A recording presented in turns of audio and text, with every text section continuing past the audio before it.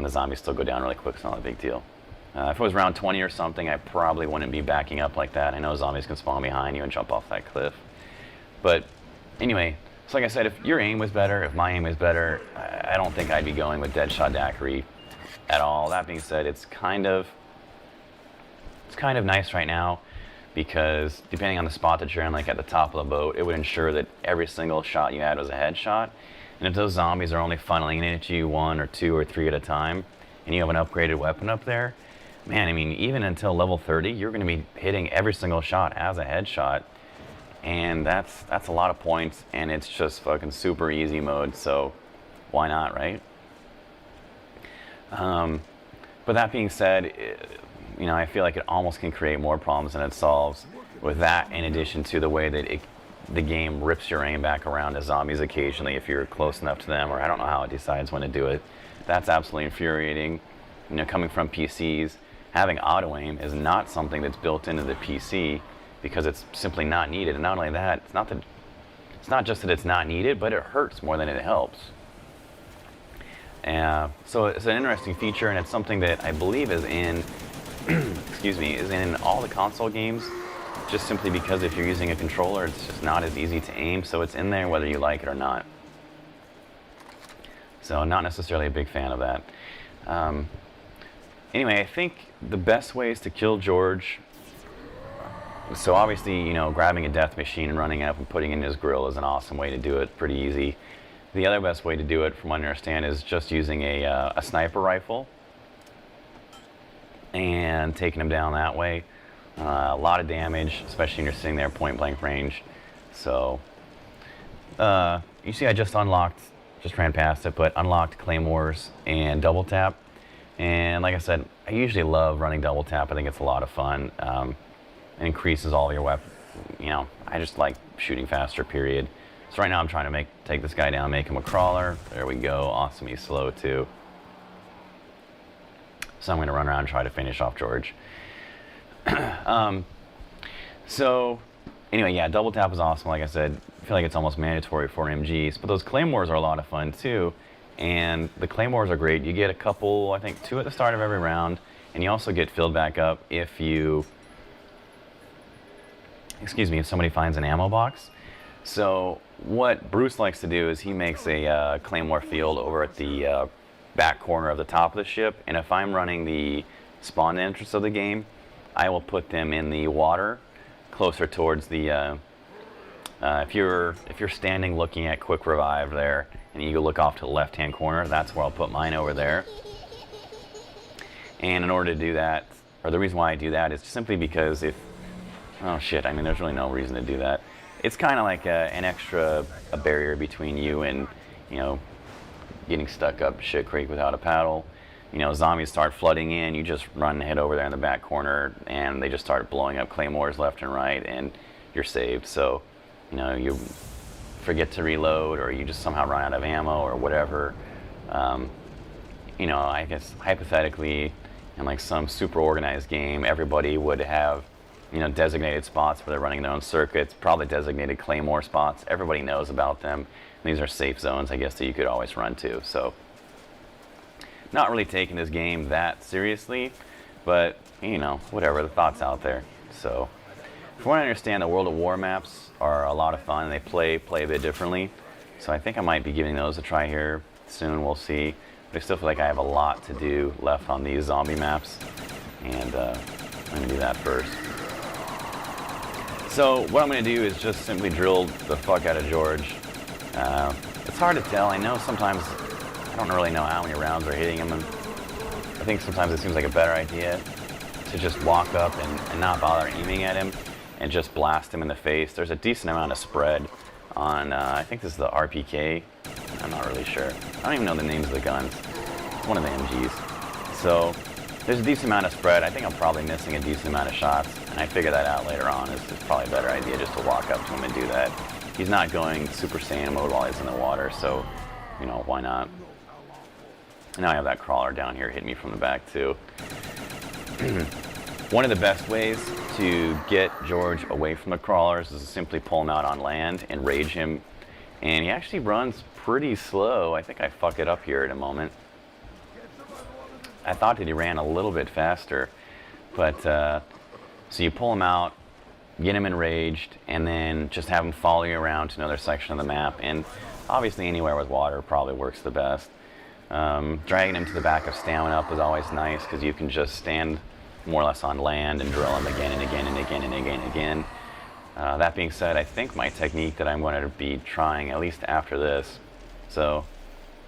is just simply standing there and not shooting from the hip. So as you see, I thought I was dragging him, and I'm a moron. And left him back there. Oh my gosh.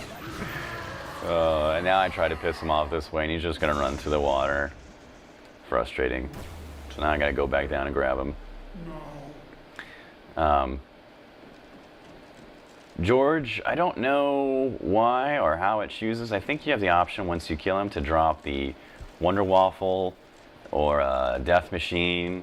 And then sometimes, not all the time, he will occasionally drop the extra perk pack. I don't know what you call it.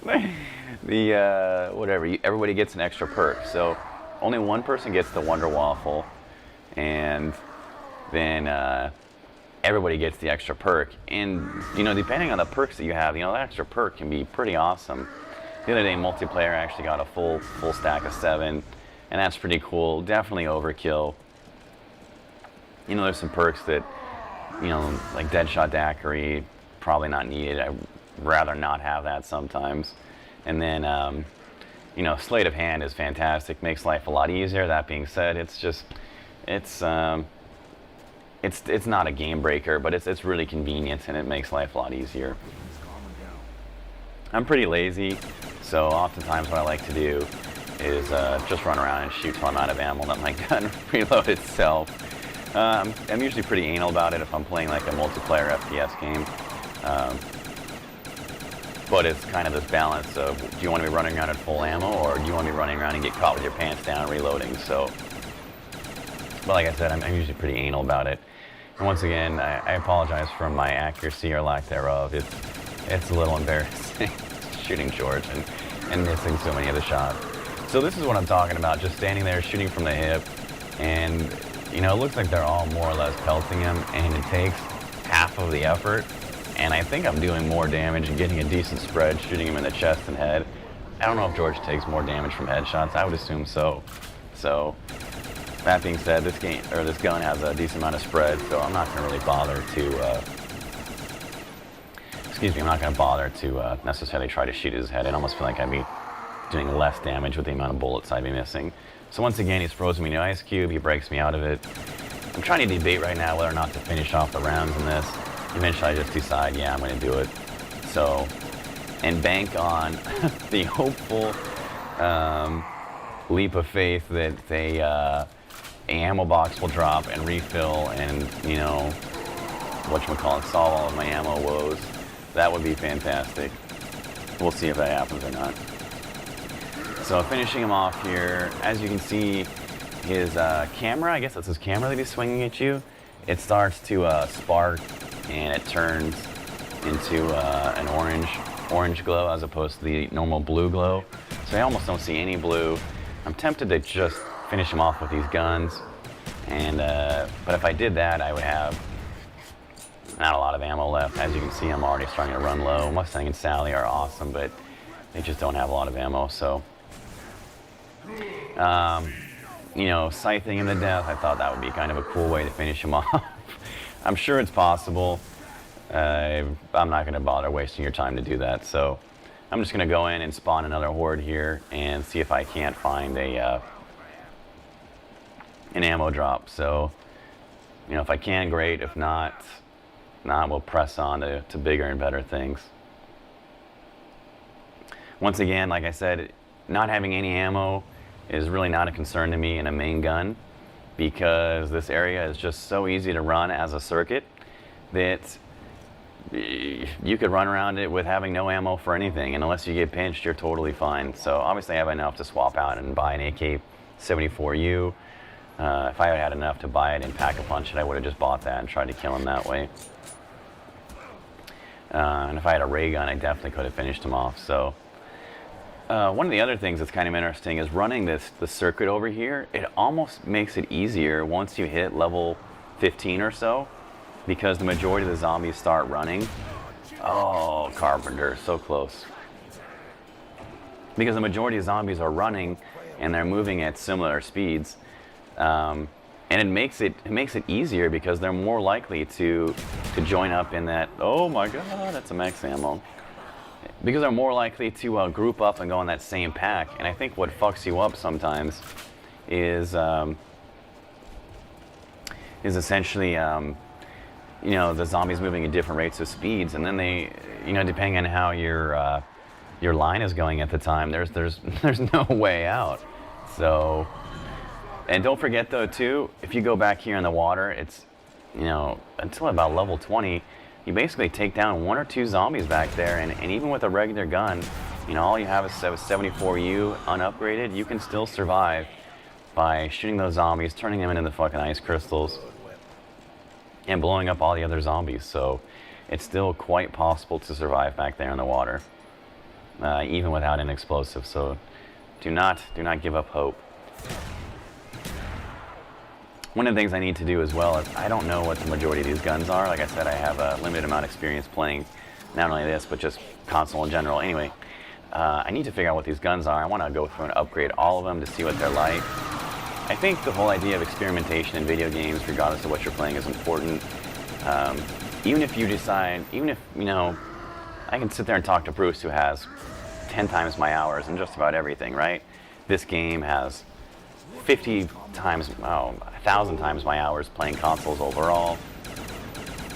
And he can tell me, you know, hey, this gun's good, this gun's bad, but, you know, figuring out and deciding for yourself what's good and what's bad is awesome, because it gives you the perspective on how the rest of the guns work. Even if, you know, he could be completely right on everything, and I'm sure that he probably is, given, you know, how much in video games that we agree on. But I still think it's important for me to figure that out for myself, just because it gives me perspective on the strength and the weaknesses of other guns. So, and that can open up new opportunities for, you know, ways where you think it's possible to play or something like that. So anyway, so I'm sitting here, hopefully George, I think, is going to be going down soon, and once he does, we can, you know, see if we can just grind this to a halt. I might, yep, so there he is. So that is wonderful. So all that hard work, you know, we got the lucky box of ammo drop, and George leaves us with a steaming pile of nothing. So I don't know why that happens. I don't know enough about the mechanics. I didn't get a waffle maker. I didn't get a death ray gun machine. I didn't get an extra perk. I got jack shit. So what I'm going to do now is, I'm debating about whether or not just to finish this off, but I think I might have to go and make my last hurrah up at the lighthouse. So I haven't opened up the other side of the lighthouse yet, so it's going to get a little crazy up there. It's also not that I'm promoting something like this, but, you know, once you're playing zombies with, you know, friends and you're doing really well, it's always fun to, you know, to drop a huge zombie train on top of their heads and see how they deal with it. So like I said, this isn't opened up, but this is one of my favorite ways to come up here and just to see how long I can last before I go down, and we'll see what happens. I can no longer kill myself from fall damage, and I can't kill myself with explosives, so let's just see how long I can last up here, and that's kind of what I'm doing. Looks like I'm getting ready to go down, but oh, this gun is too strong and the zombie heads are just too weak. If I had double tap, I think they'd be going, oh gosh, it would be all over. But I don't. Oh, I was debating about going down there and decided against it. I'm actually surprised that I'm still alive up here at the moment. If I had just had this gun, I'd probably be dead, but that reload is way too long to survive, so I figured, why not? And this, you know, surviving up at the top of the lighthouse with no way down, the fact that I just blew through level 16 at the top of the lighthouse should give you some idea that once you get, you know, a certain level of equipment, you can do goofy shit like this. And, you know, the fact that I'm more or less trying to kill myself right now and I just can't, you know, it's Oh, Death Machine, now it's all over up here. Basically it just goes to tell you that, you cross a certain difficulty threshold in this game, and this is actually really fascinating. You cross a certain difficulty threshold in zombies, and essentially the challenge more or less goes out of it. Because if and what are the elements to figuring this game out? Obviously you have to figure out how zombies are spawning, right? You want to figure out, the strengths and the weaknesses of at least, Jesus, got everything, max ammo, double points, all the good stuff. You want to figure out, what guns do what perks do what, to a greater or lesser extent. You want to figure out the map, right? So you want to know, well, Jesus, you should hopefully know what is a dead end and what is not a dead end. If you don't, you're going to be at a monstrous disadvantage.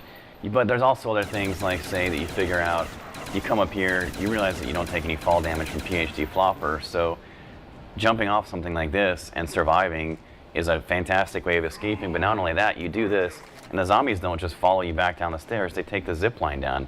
So it's a wonderful way, if somebody goes down over here, you lead them all up the stairs, and then you just fall down, and the zombies take the zip line over, and the guy on the boat gets butt fucked, but you, on the other hand, get to revive the guy down there and look like a hero.